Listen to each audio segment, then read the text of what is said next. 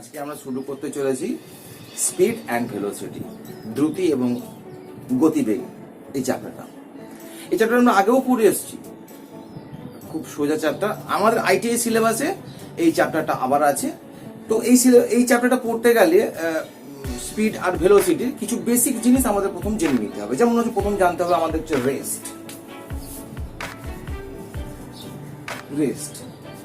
Rest কথাটা যখন আমরা জানবো, রেস্ট মানে কি, রেস্ট কাকে বলে?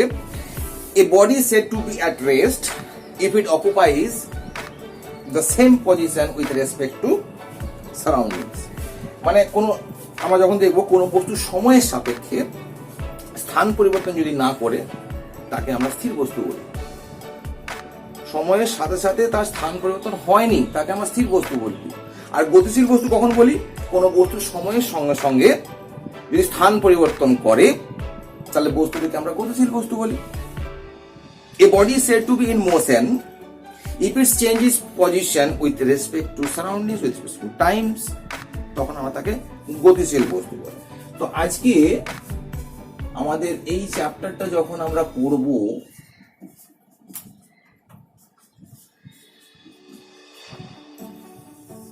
এই চ্যাপ্টার এইটা আমরা জানলাম রেস্ট কাকে বলে, এবার আমরা জানলাম মোশন কাকে বলে। এই দুটো আমরা জানলাম, এই দুটো হচ্ছে যা জানতে হবে। কারণ স্পিড কথাটা মানে আমরা জেনারেলি কি বুঝি, যে একটা মোশন আছে, একটা গতি আছে। কিন্তু আমরা যখন কথাগুলো বলি স্পিড, আমরা কিন্তু দিক বলি না, আমরা বলি এটা বাইকটা হেভি স্পিডে চলে গেল।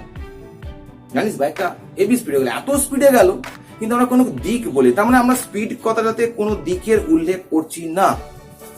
কিন্তু যখন আমরা ভেলোসিটি কথাটা বলবো তখন আমরা দিকের কথাটা উল্লেখ করব। তাহলে স্পিড ভেলোসিটি জানতে গেলে আমাদের কিছু আরেকটু বেসিক জিনিস জানতে হবে। যেমন হচ্ছে ডিস্টেন্স আর ডিসপ্লেসমেন্ট। সাপোজ ধরো এই একটা পয়েন্ট, এ পয়েন্ট, এটা বি পয়েন্ট। এ পয়েন্ট থেকে একটা পার্টিকেল বেরিয়ে বি পয়েন্টে গেল, আরেকটা পার্টিকেল এ থেকে বেরিয়ে এইভাবে বিতে গেল, আরেকটা পার্টিকেল এইভাবে যাচ্ছে। তিনভাবেই আমরা বলতে পারি, তিনভাবেই আমরা কভার করলাম। তিনটেই ডিস্টেন্স, এটা এক নম্বরটা, এটাও একটা ডিস্টেন্স, এটাও একটা ডিস্টেন্স কভার করছে, এটা একটা ডিস্টেন্স কভার করছে। এর সময়ের থেকে এর সময় কম লাগবে, এর সময় অনেক বেশি লাগবে। তার মানে ডিস্টেন্স কভার হচ্ছে, এ থেকে বি যেতে গেলে ডিস্টেন্স কভার হচ্ছে। বাট কি হচ্ছে, কোনটা শর্টেস্ট? এই 2 নম্বরটা হচ্ছে শর্টেস্ট, সব থেকে কম দূরত্ব অতিক্রম করছে, তাকে আমরা ডিসপ্লেসমেন্ট বলবো। তাহলে এটাকে কি বলবো? ডিসপ্লেসমেন্ট। এটা কি বলবো? ডিস্টেন্স। এটা কি বলবো? ডিস্টেন্স। তাহলে shortest distance equal to displacement. এইটা আমাদের প্রথম জানতে হবে, ডিস্টেন্স আর ডিসপ্লেসমেন্ট। এই দুটো জানতে পারলে আমাদের স্পিড ভেলোসিটি তো অনেকটা আমাদের কাজটা এগিয়ে যাবে। আচ্ছা, অ্যাভারেজ স্পিড আমরা যখন কথাটা বলি চ্যাপ্টারে, অ্যাভারেজ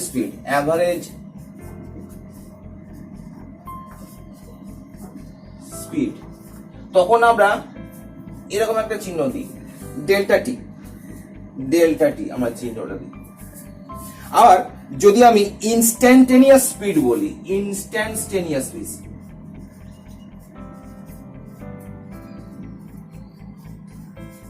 তখন আমরা এইভাবে প্রকাশ করি ডিটি দিয়ে। মানে খুব ক্ষুদ্র, খুব কম সময়ের জন্য। তাহলে এই দুটোও আমাদের জানতে হবে। তাহলে আমরা জানলাম ডিস্টেন্স, জানলাম ডিসপ্লেসমেন্ট, জানলাম অ্যাভারেজ স্পিড, জানলাম ইনস্ট্যান্টেনিয়াস স্পিড, জানলাম। এগুলো জানলেই আমাদের স্পিড ভেলোসিটি কিছু জিনিস আমাদের কাছে খুব ইজি হয়ে যাবে।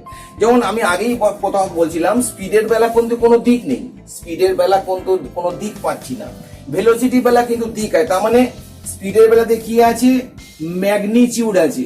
ম্যাগনিটিউড মানে বাংলায় বলে মান আছে। ভেলোসিটির বেলা কি আছে? ভেলোসিটির বেলা ম্যাগনিটিউড আছে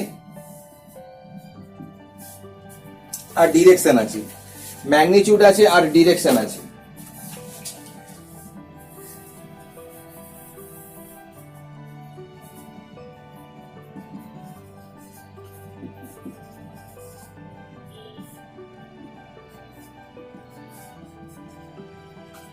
এই দুটো জিনিস আছে, মান আছে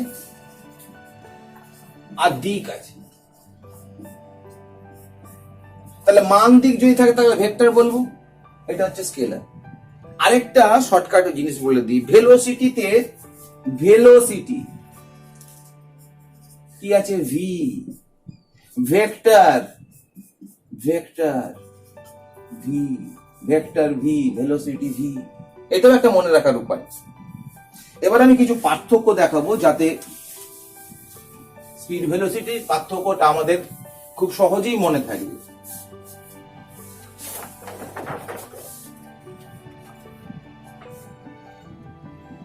আশা করি দেখা যাচ্ছে। এটা একটা স্কেলার রাশি, ভেলোসিটি একটা ভেক্টর রাশি, এক্ষুনি যেটা বললাম, একটা স্কেলার একটা ভেক্টর। সরল বা বক্রপথে কোনো বস্তু বা কণা একক সময় যে দূরত্ব অতিক্রম করে তাকে বস্তুটির দ্রুতি বা কণাটির দ্রুতি বলে। কোন গতিশীল বস্তুর কোন নির্দিষ্ট দিকে সরণের হারকে গতিবেগ বলে। The rate of change of displacement in a particular direction is known as velocity. Particular direction হতে হবে, ডিসপ্লেসমেন্ট হতে হবে। ডিসপ্লেসমেন্টের আমি একটা ঘটনা বলি। ধরে নাও একটা অবজেক্ট এইভাবে গিয়ে এইভাবে গিয়ে এইভাবে আসলো, তাহলে তার ডিসপ্লেসমেন্ট কি হলো? এই পয়েন্টটা এ পয়েন্ট থেকে একটা অবজেক্ট এইভাবে গেল এইভাবে গেল এইভাবে এলো, তার ডিসপ্লেসমেন্ট কিন্তু জিরো। ডিস্টেন্স কিন্তু আছে x, x metre, x kilometre, কিছু একটা পাওয়া যাবে, কিন্তু ডিসপ্লেসমেন্ট জিরো। কেন? যেখান থেকে শুরু করলাম সেখানে এসে শেষ করলাম, তাহলে ডিসপ্লেসমেন্ট জিরো।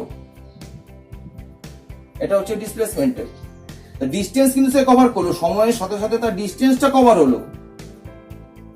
তাহলে শর্টেস্ট ডিস্টেন্স কি হলো? যেখানে শুরু করলাম সেখানেই শেষ, তার মানে তার zero. Speed is never zero for a moving body.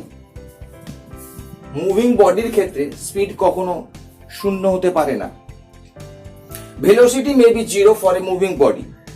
গতিশীল বস্তুর বেগ শূন্য হতে পারে, গতিশীল বস্তুর বেগ শূন্য হতে পারে। বেগ কেন? ডিসপ্লেসমেন্ট, ডিসপ্লেসমেন্ট কথাটা আছে, আমি এক্ষুনি দেখালাম। ডিসপ্লেসমেন্ট জিরো হতে পারে। বক্রপথে গতিশীল কণার দ্রুতি সম বা অসম হতে পারে।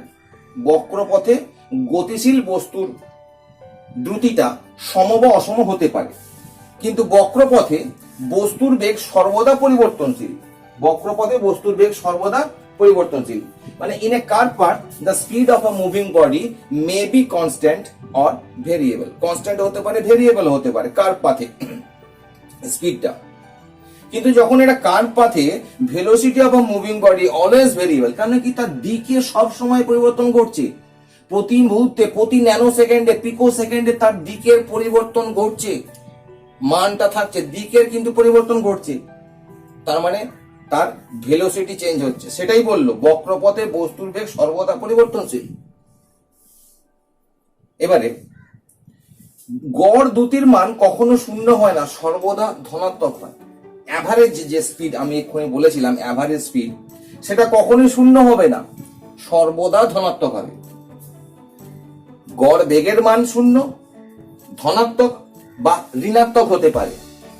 The value of average velocity may be zero বা পজিটিভ বা নেগেটিভ, তিনটের যে কোনো একটা হতে পারে। শূন্য হতে পারে, ধনাত্মক হতে পারে, ঋণাত্মক হতে পারে। এরপর আমরা আসবো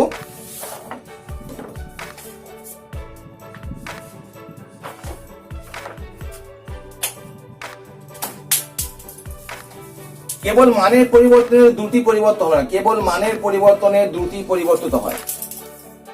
speed changes if magnitude changes. Speed changes if magnitude changes, মানে কেবল মানের পরিবর্তনের দ্রুতি পরিবর্তিত হয়। মান কিংবা অভিমুখ বা উভয়ের পরিবর্তনে বেগ পরিবর্তিত হয়। মানের পরিবর্তনেও ভেলোসিটি চেঞ্জ হবে, অভিমুখ মানে ডিরেকশন তার জন্য ভেলোসিটি চেঞ্জ হবে, দুজনের জন্যই ভেলোসিটি চেঞ্জ হবে, যে কোনো একটা আইদার অর ভেলোসিটি চেঞ্জ হবে। বক্রপথে সমদ্রুতির অর্থ সমবেগ নয়। কোন একটা কার পাথে সমদ্রুতিতে আছে, সেম স্পিড আছে, তার মানে কিন্তু সেম ভেলোসিটি না। সেম স্পিড মানে সেম ভেলোসিটি হতে পারে না। সমবেগের অর্থ সর্বদাই সমদ্রুতি, কিন্তু সেম ভেলোসিটি মানেই হচ্ছে সেম স্পিড, সেম ভেলোসিটি তার মানে সেম স্পিড।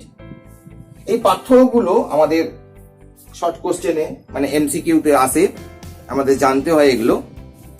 এগুলো জানলে অনেকটা পর্যন্ত আমাদের জানা যাবে, যেখানে আমরা খুব ইজি করতে পারবো এগুলো।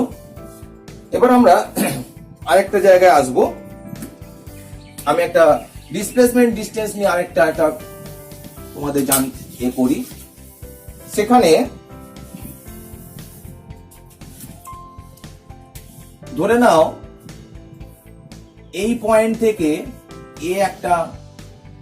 থেকে একটা অবজেক্ট বি পয়েন্ট অব্দি এলো, আবার বি থেকে আবার এ তে চলে এলো।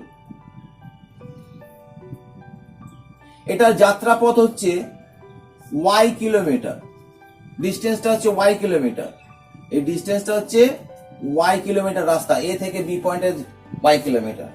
তাহলে তার ডিস্টেন্স কতখানি কভার হলো, এই অবজেক্টের ডিস্টেন্স কতখানি কভার হলো?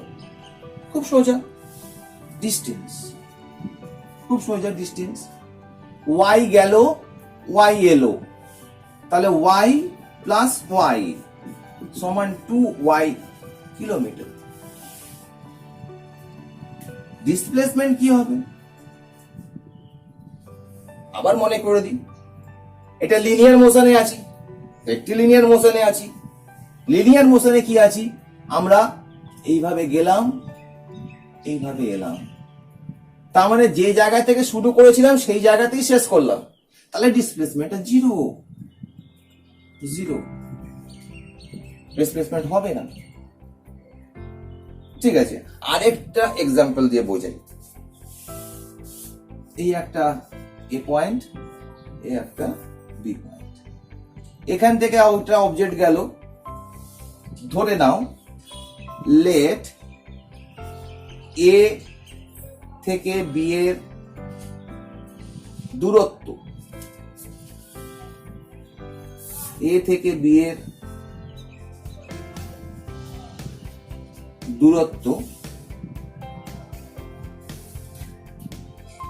x kilometre, sorry x kilometre আমি দিচ্ছি না, 3 কিলোমিটার। তাহলে একটা অবজেক্ট এখান থেকে গেল, বি পর্যন্ত গেল, 3 কিলোমিটার এলো। আবার বি থেকে বেরিয়ে এখানে এসে দাঁড়িয়ে গেল, থেমে গেল। ধরে নাও এটা 2 কিলোমিটার, এটা কত আছে? 3 কিলোমিটার। তাহলে তার ডিস্টেন্স কত? তার ডিস্টেন্সটা কি দাঁড়াবে? ডিস্টেন্স বলতে আমরা কোনটাকে বুঝবো? এখান থেকে শুরু করেছে 3 কিলোমিটার, এখান থেকে গেলাম 2 কিলোমিটার, এদিকে এলাম, তাহলে ডিস্টেন্স কি হলো? দূরত্ব কি হলো? 3 প্লাস 2 সমান 5 কিলোমিটার। ডিসপ্লেসমেন্ট তাহলে কি হলো? ডিসপ্লেসমেন্ট কি হলো? এখান থেকে শুরু করেছিলাম, শেষ করেছে এখানে, তাহলে এইটুকু পজিশনটা কত হলো? গোটাটা কত? 3 কিলোমিটার। 2 কিলোমিটার চলে এসছি, তাহলে 3 মাইনাস 2 সমান 1 কিলোমিটার। তাহলে ডিসপ্লেসমেন্ট হলো 1 কিলোমিটার, ডিস্টেন্স হলো 5 কিলোমিটার। এটা হচ্ছে আমাদের ডিস্টেন্স এবং ডিসপ্লেসমেন্টের এই জায়গাটা ভালো করে বুঝতে হবে। এরপরে অ্যাক্সিলারেশন, ত্বরণ কাকে বলে? এই চ্যাপ্টারে আছে আমাদের ত্বরণ কাকে বলে, অ্যাক্সিলারেশন, ত্বরণ। আমরা যখন দেখি যে একটা বলি একটা গাড়ি যাচ্ছে, স্টেশনে দাঁড়িয়েছিল রেস্ট কন্ডিশনে, এবার আস্তে আস্তে আস্তে আস্তে তার গতিবেগটা বাড়ছে, কিছুক্ষণ পর গতিবেগটা আরো বাড়তে থাকবে, সময়ের সাথে সাথে একটা তার বেগের পরিবর্তন হয়। তাহলে সময়ের সাথে সাথে বেগের পরিবর্তনের হারকে আমরা ত্বরণ বা মন্দন বলি। কি বলি? ত্বরণ বা মন্দন। এই ত্বরণ বা মন্দন কথাটা দু জায়গাতেই আমাদের সংজ্ঞাটা এক। অ্যাক্সিলারেশন বাংলায় একে বলে ত্বরণ, আরেকটা হচ্ছে রিটার্ডেশন।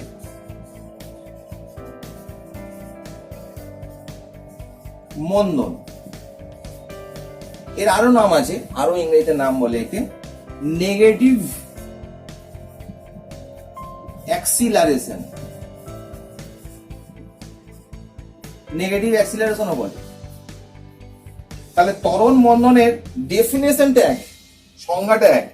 কি বলছে সেখানে? বলছে the rate of change of velocity is called acceleration. গতিবেগের পরিবর্তনের হারকে আমরা ত্বরণ বা মন্দন বলি। এবার যখন গতিবেগের পরিবর্তনটা ইনক্রিজ হচ্ছে, বাড়ছে, তখন আমরা ত্বরণ বলি, যখন কমে যাচ্ছে তখন আমরা তাকে মন্দন বলি। এইটুকু পার্থক্য। তাহলে এটাও আমাদের জানতে হবে। তাহলে স্পিড ভেলোসিটি আমরা কি কি জানলাম এখনো অবধি? রেস্ট জানলাম, মোশন জানলাম, স্পিড জানলাম, ভেলোসিটি জানলাম, ডিস্টেন্স জানলাম, ডিসপ্লেসমেন্ট জানলাম, অ্যাক্সিলারেশন জানলাম এবং রিটার্ডেশন জানলাম।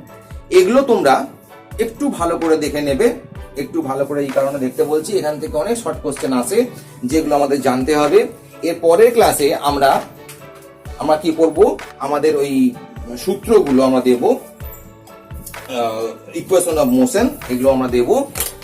দেওয়ার পরে এখান থেকে যে অঙ্কগুলো আছে সেই অঙ্কগুলো আমরা করব। কিন্তু তার আগে এই জায়গাটা খুব ভালোভাবে পড়তে হবে। আশা করি তোমরা ক্লাসটা বুঝতে পেরেছো। তোমরা পরের ক্লাসের জন্য আবার রেডি হবে, এটা ভালো করে দেখে নেবে। Thank you.